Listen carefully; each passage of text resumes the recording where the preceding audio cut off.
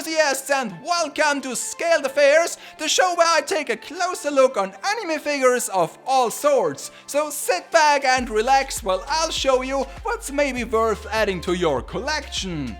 Today's figure is something a little bit outside my comfort zone, Stylet from Kotobukiya's Frame Arms Girl line. Since in reality this is a model kit you have to build by your own, the box of course is also shaped and styled like your typical Gunpla set. I do like the matte finish, and on the narrow sides you can see the actual model and some variants. Not all of them are included, but you can get an idea. If you slide off the top of the box, you see the plastic frames inside, packed separately, as well as the mounting instructions and the decal sheet on the bottom. The rubber ring is not included and only here to hold the parts in place while I display it like that. The booklet has the same cover as the box, and within only 10 pages it lays down the instructions on how to build your own stylet. The other pages are just some inspirational material on how to paint or customize your kit. As someone who is not used to model kits anymore, I'm surprised on how much information is condensed into this little pamphlet. Normally the mounting part of my videos is just a variation of put the figure on the base, but this time of course I had to assemble the whole kit by nipping out the parts and plug them together. This will take some time, but for me it was super relaxing, and the instructions on how to do it are understandable enough so that you don't need much prior knowledge. But as you can see, just building the kit is only half the fun, since when you compare her to her box art, she looks rather plain and dull. I will go into this dilemma in more detail later on, but first let's have a quick overview. On the right side I've compiled some of this figure's key specs. Since this was my first experience with this line, I was curious about the scale and overall look of such a figure. I had built one or two Gunpla in my life so far, and in my youth I did a fair amount of plastic tanks or planes, but I never attempted to build a fully movable doll this size. On the box it says non-scale, and if you see the final product you would assume it's the same scale as a Max Factory Figma, but if we compare them next to each other, a Figma is indeed even smaller, as you can clearly see when we compare it to the Snow Miku from 2016. But I guess the difference is minimal, and you might be able to use Figma props for this series as well. Another major difference is the material. Where Figmas consist mostly of soft, play-friendly materials, a plastic model kit is much harder, and even if there are joints, the movability isn't as smooth, since in general there is much more friction. So if you plan to post this figure a lot like I do in this review, you have to be extra delicate in order not to break stuff. This version of Stylet is the base version you will build in the first place, but there is also a separate arm and leg with stripped down armor that can be replaced to have a look like the artwork on the box. But even if you swap out those parts, the figure will look drastically different than the artwork, meaning without a paint job and decals, these models are only half the fun. And sadly, those two steps might require the most time and of course skill. Honestly, I can't wrap my head around it on how to paint such small parts to have them even look half decent, and therefore I can't give you any tips or instructions on how to do it. If you are curious, I'm sure there are lots of tutorial videos out there, but for this review I wanted to show you the figure in its pure aesthetic. Luckily for me and all the unexperienced or lazy builders out there, at least her face comes already primed with a set of eyes, and you can even swap out different face plates with other expressions, but be aware that this is not as easy as with your average Figma or Nendo, and you might have to be extra careful when doing so.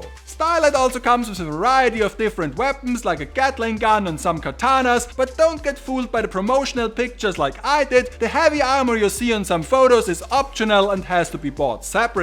All in all, I really enjoyed the build, and in a quiet moment I might even try to paint her, even if I don't own any decent colors or brushes yet. Most of my tools are for dirty backdrop building only. I also really like the look and style of those humanoid model kits. I'm not a big mecha guy, but this is a concept I can get behind. And if you ever felt underwhelmed by simply buying and displaying figures, give it a try, since you might get more enjoyment out of your spent money. Stylet here has a local retail price of $60, and if I consider the time spent building her and also the time it will take to paint the kit, this thing will keep you busy for hours and days, compared to a Figma for the same price that you pop open and put on a shelf.